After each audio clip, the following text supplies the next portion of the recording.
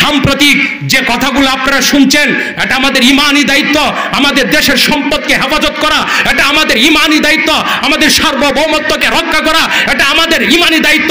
কোন গাদ্দার তাবেদার আর ভারতের দালালরা যদি আমার বাংলাদেশকে দখল করে নেওয়ার জন্য হুঙ্কার দেয়, আমরা দলমত সবকে বন্ধ করে, আমাদের ভিতরে কোনো দলাদলি নাই, আমাদের একটাই স্লোগান থাকবে, আমরা তৈরি আছি, জীবন দিব, তারপরও 1 ইঞ্চি বাংলাদেশের মাটি ভারতের দালালের দখলে যাইতে দেব না। কথা কোন ঠিক কিনা? ইসলামের শত্রুরা বাংলাদেশের শত্রুরা বিসমিল্লাহির রহমানির রহিম। ইয়া আইয়ুহাল্লাযীনা আমানু اذكروا الله ذكرا كثيرا وسبحوه بكرة وأصيلا صدق الله المولانا العظيم. درود شريف اللهم صل على محمد وعلى آل محمد كما صليت على إبراهيم وعلى آل إبراهيم إنك حميد مجيد. اللهم بارك على محمد وعلى آل محمد كما باركت على إبراهيم وعلى آل إبراهيم إنك حميد مجيد. পাঁচদুলিল্লাহ দক্ষিণপাড়া বাইতুল আমান জামে মসজিদের উদ্যোগে ইসলামী সম্মেলন। আজকের মাহফিলে মুহতারাম সভাপতি সদরে ইজলাস আমার উস্তাদ সমতুল্য মুরব্বী এলাকার প্রবীণ আলেমে দ্বীন হযরত মাওলানা আফতাবউদ্দিন সাহেব দামাত বারাকাতুহু, উপস্থিত দেগার উলামায়ে কেরাম, শামিয়ানার নিচে সমবেত দিন প্রিয় ইসলাম প্রিয় দিনের কিছু খোরাক নেওয়ার জন্য বেরাদারানে ইসলাম। আল্লাহ তাআলার অশেষ মেহেরবানি যে আমি গুনাহগারকে এবং আপনাদের সকলকে আজকে একটি দ্বীনি দামি মজলিসে আসার বসার সুযোগ দান করছেন, তাতে আমরা সকলে শুকরিয়া আদায় করি আলহামদুলিল্লাহ। গলার অবস্থা খুবই সমস্যা, কথার মধ্যে শুনতে পাচ্ছেন চা গরম পানি অনেক কিছু খাচ্ছি। আল্লাহর কাছে দোয়া করি, আপনারা দোয়া করে ভয়েস চেঞ্জ, আমার গলার কণ্ঠনালীতে একটু সমস্যা হয়ে গেছে, ডাক্তার নিষেধ দিয়েছে যে কথা কিছুদিন বন্ধ রাখেন, তারপরও আসি কিছু কথা বলি, যদি দোয়া করেন আপনারা। দোয়া এটা অনেক বড় শক্তি, দোয়াটাই আপনারা বেশি করেন, যে কণ্ঠ আল্লাহ তাআলার এক বিশাল একটা নিয়ামত, এই নিয়ামত যাতে আল্লাহ তাআলা অটুট রাখেন। মাহফিলে চোখে ঘুম আসে, এটা একটা রিজন আছে, কারণ আছে, কিসের কারণে মাহফিলে ঘুম আসে। মসজিদে গেলে ঘুম আসে, দেখছেন জুমার মধ্যে কিভাবে মানুষ ঘুমা, মুসল্লিরা মাহফিলে আসলে কিছু ঘুমা। এটার একটা কারণ হলো গাগিয়া এটা যে আল্লাহ পাক রব্বুল আলামিন এই মাহফিলের মধ্যে এত পরিমাণ নিয়ামত দান করেন। নাযালাত আলাইহিমুস সাকিনা ওয়া গাশিয়াতুহুমুর রাহমা ওয়া হাফাতুহুমুল মালায়েকা ওয়া যাকারাহুমুল্লাহ। যেখানে জিকির হবে, যেখানে কোরআন হাদিসের আলোচনা হয়, এই জায়গার মধ্যে আল্লাহ তাআলা শান্তি বর্ষণ করে, আল্লাহর পক্ষ থেকে বান্দার উপরে রহমত বর্ষণ করে, আল্লাহর পক্ষ থেকে অগণিত অসংখ্য ফেরেশতা এই মসজিদটার চতুর্দিক দিয়ে বেষ্টন করে রাখেন। সুবহানাল্লাহ। শুধু এখানেই বলে শেষ নয়, ওয়া যাকারাহুমুল্লাহ, আপনার নাম ধরে ধরে, আপনার নাম বলে বলে আল্লাহ তাআলা আসমানি ফেরেশতাদেরকে নিয়ে ওই ব্যক্তির নাম পাঁচদুলিল্লাহ কোন লোকটা এখানে বসে জিকির করতেছে, কে কোরআনের আলোচনা করতেছে, আপনার নাম সহ ফেরেশতার সাথে আপনার ব্যাপারে আল্লাহ তাআলা আলোচনা করতেছেন। সুবহানাল্লাহ। এই মাহফিলে যারা না আসে, যারা না বসে, এই ফজিলত তারা পাবে না।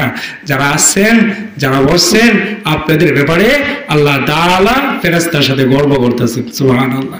আপনি কি চান না যে আমার নামটা আরশে যাক, আমার নামটা ফেরেশতার মুখে উঠুক, আমার নামটা ফেরেশতার আলোচনা করুক, আল্লাহর দরবারে আলোচনা করুক? এটা চাই কি চান?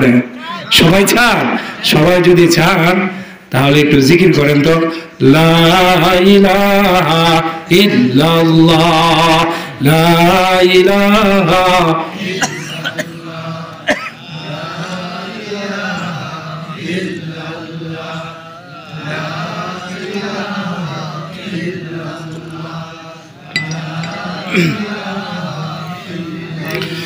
লা ইলাহা ইল্লাল্লাহ, লা ইলাহা ইল্লাল্লাহ, লা ইলাহা لا إله إلا الله، لا إله إلا الله، لا إله إلا الله، لا إله إلا الله، لا إله إلا الله، لا إله لا إله إلا الله محمد رسول الله صلى الله عليه وسلم। মালিকের জিকিরের মধ্যে মজা আছে না নাই? আপনার হয়তো মজা লাগে না, যে জিকির করে বেশি সে মজা পায়। যে জিকির বেশি করে তারে জিগাইয়া দেখেন জিকিরের কি মজা। মদ আপনি কার নাই, মদের মজা বুঝবেন কি? মদ যে কা সে মদের মজা বুঝে। আসমানের মালিকের জিকির যে করে সে জিকিরের মজা বুঝে। কিয়ামতের ময়দানে আল্লাহ পাক রব্বুল আলামিন কাদেরকে বেশি মর্যাদা দিবে কিয়ামতের ময়দানে? الذاكرون الله كثيرا والذاكرات। কিয়ামতের ময়দানে মুতির মিম্বর, দামি মিম্বরের মধ্যে একদল লোককে বসা দেখবে। মানুষগুলা দেখে জিজ্ঞাসা করতে থাকবে তারা কারা, যাদের সম্মান এত বেশি, যাদেরকে কিয়ামতের ময়দানে এত দামি আসনে তাদেরকে স্থান দিল। তারা কি নবী নাকি সিদ্দিকিন নাকি শুহাদা? না, তারা নবীও না, সিদ্দিকিনও না, শুহাদাও না। আল্লাহর হাবিব বলে, শোনো তারা কারা? তারা হলো গা অধিক পরিমাণের দুনিয়াতে যে সকল মানুষগুলা জিকির করতো আল্লাহর, কিয়ামতের ময়দানে আল্লাহ তাআলা তাদেরকে সেই পরিমাণের মর্যাদা দিয়ে দিবে। জিকির করবেন সবাই, বেশি বেশি জিকির জিহ্বাটারে ভিজাইয়া রাখবেন জিকিরের পানি দিয়া। সাধারণ মানুষ, গ্রামের মানুষ আল্লাহ রাসূলের দরবারে আছেন, ইন্না শারায়াল ইসলাম কদ কাসুরাত আলাই, আমার কিছু সহজ শর্টকাট আমল দেন যাতে করে আমি জান্নাতে যাইতে পারি। আল্লাহর হাবিব বলেন, লা ইয়াজালু লিসানাকা রাতবান মিন যিকরিল্লাহ। আল্লাহর হাবিব সাহাবীকে বলেন, সহজে জান্নাতে যাওয়ার জন্য একটা আমল দিলাম, যে আমলটা এত সহজ, শর্তও লাগে না, সময়ও লাগে না, ওযুও লাগে না, গোসলও লাগে না। নামাজের জন্য শর্ত লাগে, ওয়াক্ত লাগে, লাগে কি লাগে না? শর্তও লাগবো, ওয়াক্তও লাগবো, ওযু গোসলও লাগবো। কিন্তু এমন একটা সহজ আমল তোমারে দিলাম, যার শর্তও নাই, ওয়াক্তও নাই, ওযু গোসলেরও দরকার নাই। যে কোনো সময় তুমি যদি মালিকের জিকির করে জিহ্বাটারে ভিজাইয়া রাখতে পারো, কিয়ামতের ময়দানে হাসতে হাসতে বিদায় হিসাবে জান্নাত। এটা শুধু পুরুষের জন্য না, পর্দার আড়ালে মা বোনদের জন্য, সবার জন্য এই আমল, জিকিরের আমল খুব সহজ আমল। আমরা ইচ্ছা করলে দৈনিক আমরা 1000 বার দুরূদ জিকির পড়তে পারি কি পারি না? 1000 পড়া কোনো ব্যাপার না। আল্লাহর ওলি বলেন, প্রতিদিন যদি 1000 বার কোনো ব্যক্তি দুরূদ পড়ে, আমি পরীক্ষা করে দেখলাম প্রতিদিন 1000 বার দুরূদ পড়ি, ফজরের নামাজ পড়ার পর দুরূদ পড়া শুরু করে দেই, আমি 1000 বার দুরূদ পড়ি। বিপদে পড়ে গেলাম, পেরেশানিতে আছি, সমস্যাতে আছি, 1000 বার দুরূদ পড়ে আল্লাহর ওলি বলেন, আমি আল্লাহর কাছে চাই সূর্য ডোবার আগে আসমানের মালিক আমার সমস্যা সমাধান করে দেয়। পরীক্ষিত আমল, প্রতিদিন 1000 বার দুরূদ। অনেকে মনে করতে পারেন 1000 বার দুরূদ ইব্রাহিম পড়া, হ্যাঁ হ্যাঁ কত, অনেক সময়ের দরকার, এটা কিভাবে পড়বো, সম্ভব নাকি? দুরুদে ইব্রাহিম ছাড়াও আরো দুরুদ আছে, আমরা অনেকে জানি না। আরো ছোট ছোট দুরুদ আছে, মনে করেন সাল্লাল্লাহু আলাইহি ওয়াসাল্লাম, সাল্লাল্লাহু আলাইহি ওয়াসাল্লাম। এটা বড় দুরুদ না ছোট দুরুদ? একদম ছোট না, 1 সেকেন্ড লাগে না। 1000 বার পড়বেন, 20 মিনিটের উপরে রাখবেন না, 20 মিনিটেই 1000 বার দুরুদ পড়তে পারবেন। আল্লাহুম্মা সাল্লি আলা মুহাম্মদ, আল্লাহুম্মা সাল্লি আলা মুহাম্মদ, এটাও দুরুদ। তাহলে প্রতিদিন যদি 1000 বার দুরুদ পড়ি, তাহলে সমস্যার সমাধান কে করবে? আল্লাহ। আল্লাহর হাবিব শুধু তাই বলেন নাই, ইন্না আউলান নাস বিয়াউমাল কিয়ামা আকসারুহুম আলাইহিস সালাম। আল্লাহর হাবিব বলেন, কিয়ামতের ময়দানে আমি নবী কাদের জন্য জান্নাতে যাওয়ার সুপারিশ করব? আল্লাহর হাবিব কোন এমপি মন্ত্রীর নাম ঘোষণা করেন নাই, এলাকার চেয়ারম্যানের নাম ঘোষণা করেন নাই, মেম্বারের নাম ঘোষণা করেন নাই। আল্লাহর হাবিব বলেন, কিয়ামতের ময়দানে আমি নবী কাদেরকে জান্নাতে নেওয়ার জন্য সুপারিশ করব, তারা কারা জানো? আল্লাহর হাবিব বলেন, আকসারুহুম আলাইহিস সালাম।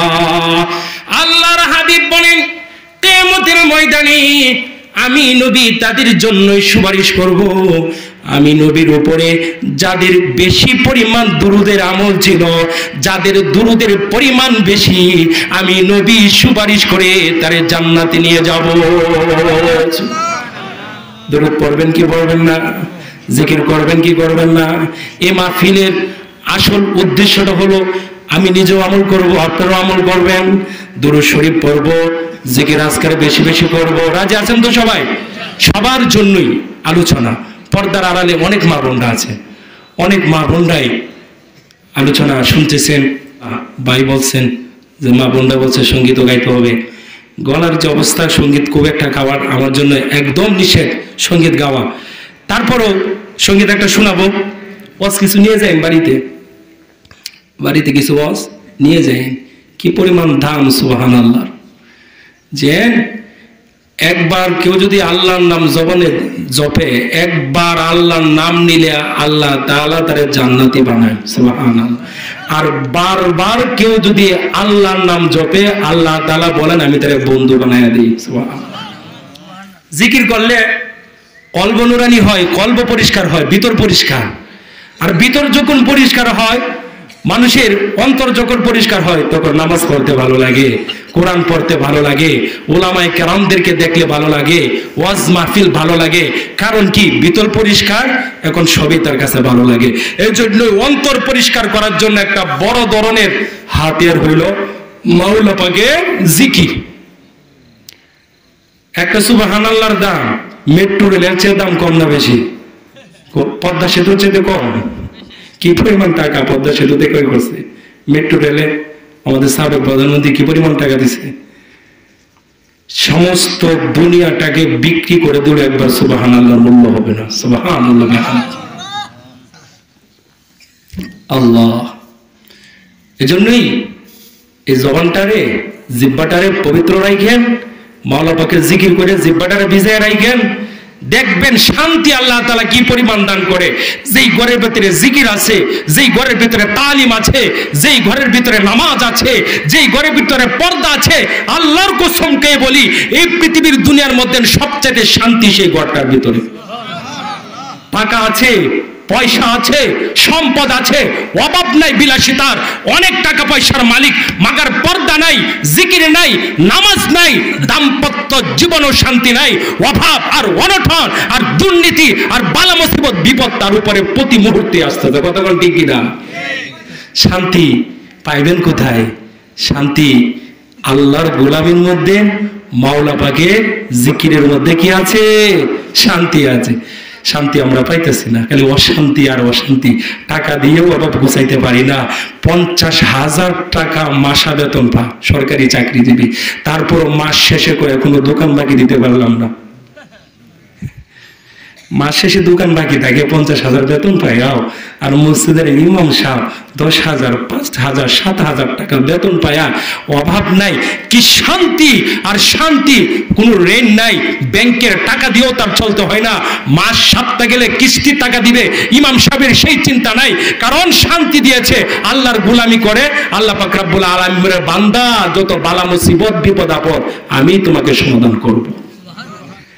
শান্তি কেন নাই রে দুনিয়ায়, ভাবনীরা নাই, শান্তি কেন নাই রে দুনিয়ায়। ভাব জগতের প্রভুর খেলা বুঝবে না রে সব জনাই, ভাব জগতের প্রভুর খেলা বুঝবে না রে সব জনাই। শান্তি কেন নাই রে দুনিয়ায়, ভাবনীরা নাই, শান্তি কেন নাই রে দুনিয়ায়।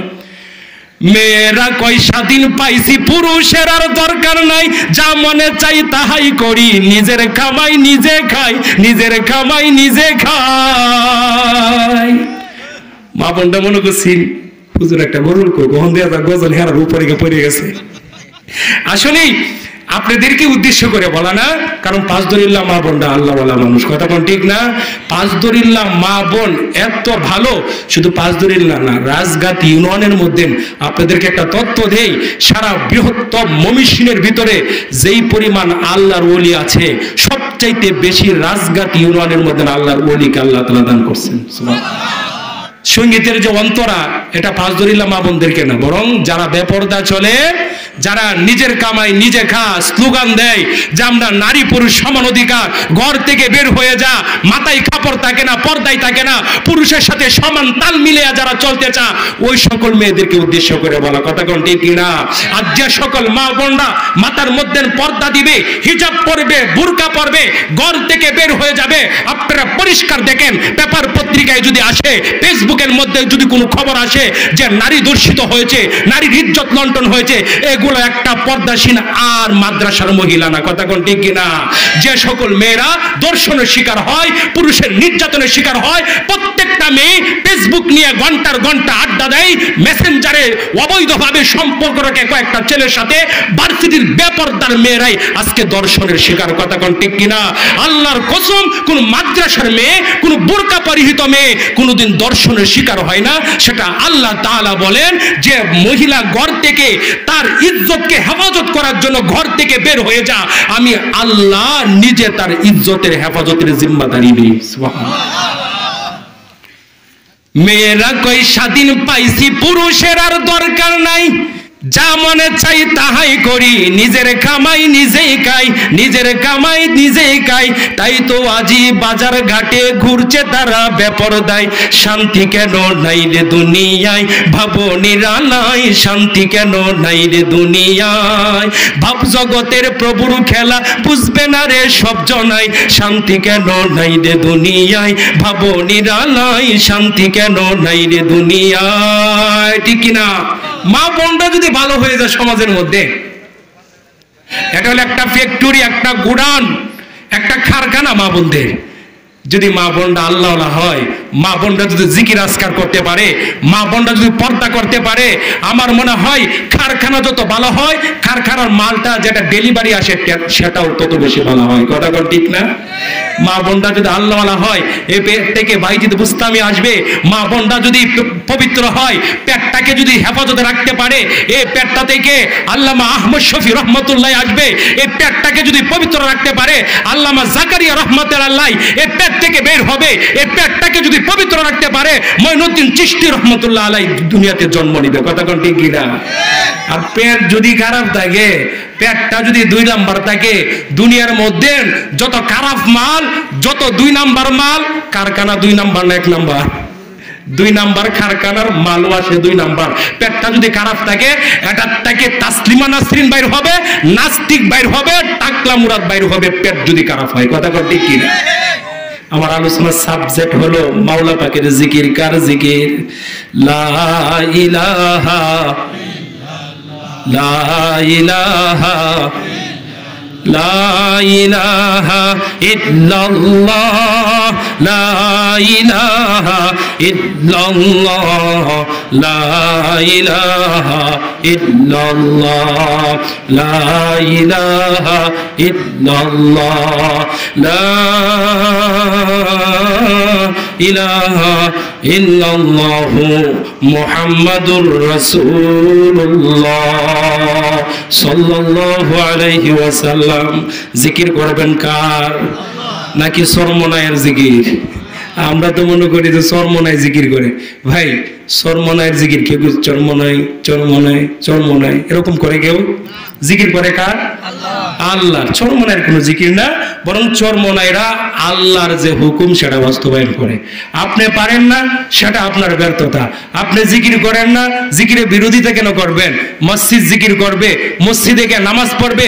কোনো মানুষের অধিকার নাই আল্লাহর গলে আল্লাহর জিকির করতে। কেউ যদি বাধা দেয়, এর চাইতে বড় নিমুখ হারাম আর নাস্তিক আর কেউ হইতে পারে না। কথা বলতে আরে ভাই, যার কাছে আল্লাহর নাম ভালো লাগে না, যার কাছে মসজিদ ভালো লাগে না, যার কাছে কোরআন ভালো লাগে না, যার কাছে উলামায়ে কেরাম ভালো লাগে না, আমরা স্পষ্ট বলতে পারি যে সবই ভালো আছে, তোমার দিল ভালো না, তোমার মন খালা।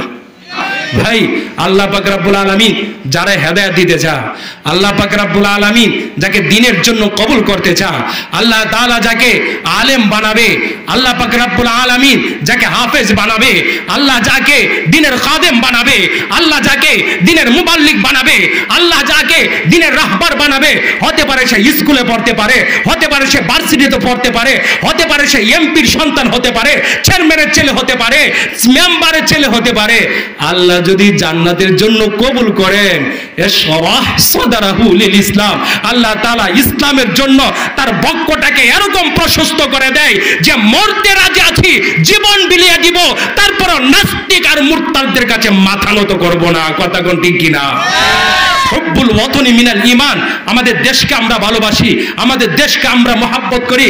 সাম্প্রতিক যে কথাগুলো আপনারা শুনছেন, এটা আমাদের ঈমানি দায়িত্ব। আমাদের দেশের সম্পদকে হেফাজত করা এটা আমাদের ঈমানি দায়িত্ব। আমাদের সার্বভৌমত্বকে রক্ষা করা এটা আমাদের ঈমানি দায়িত্ব। কোন গাদ্দার, তাবেদার আর ভারতের দালালরা যদি আমার বাংলাদেশকে দখল করে নেওয়ার জন্য হুঙ্কার দেয়, আমরা দলমত সবকে বন্ধ করে, আমাদের ভিতরে কোনো দলাদলি নাই, আমাদের একটাই স্লোগান থাকবে, আমরা তৈরি আছি, জীবন দিব, তারপরও 1 ইঞ্চি বাংলাদেশের মাটি ভারতের দালালের দখলে যাইতে দেব না। কথা কোন ঠিক কিনা?